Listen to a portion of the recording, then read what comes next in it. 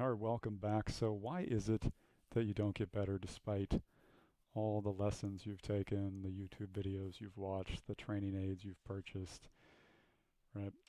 And to answer that question, we need to take a look at what are the variables that actually influence your scoring average or how well you play, right?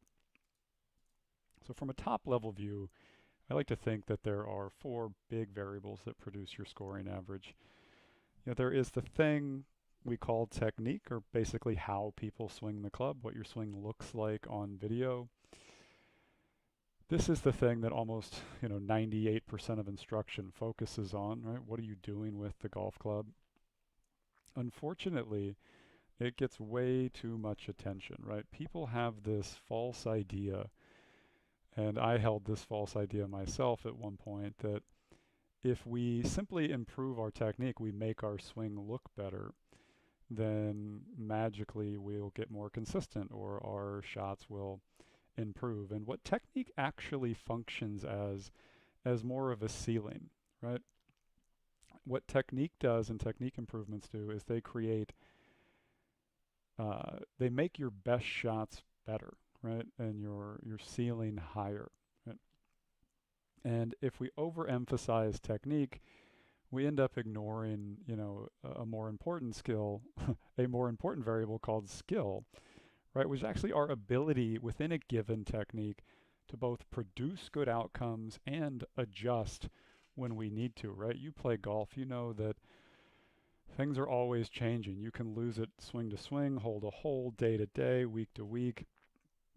The variance is absurd, and we need an ability to adjust. And not enough golfers spend time working on being able to adjust or produce good outcomes within their given technique. Most people just take a lesson. They're like, okay, I need to put my club more vertical in the backswing, and they do, and they think that's going to immediately produce better results. And while it makes their best shots better, it really has very little to do with making their overall scoring average lower, especially in the short term.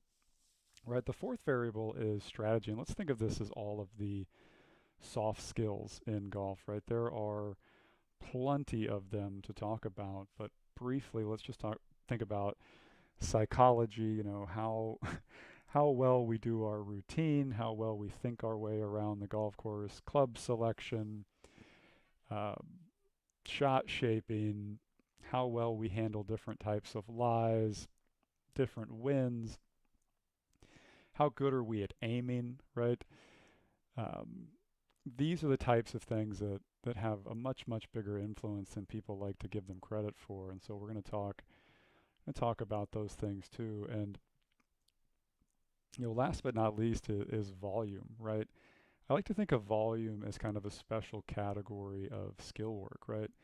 How much golf do you play? I mean, I can say from personal experience, I spent the first 8 to 10 years of my golf career playing, probably 150 to 200 rounds a year. And in doing so, I pretty quickly got to the point where I could break 70, right? I'm now, a nearly 40-year-old guy with two kids, and I barely play. Like, I probably get out 10 times a year for a full 18 hole round. And this is one of those things that is more or less impossible to overcome or ignore.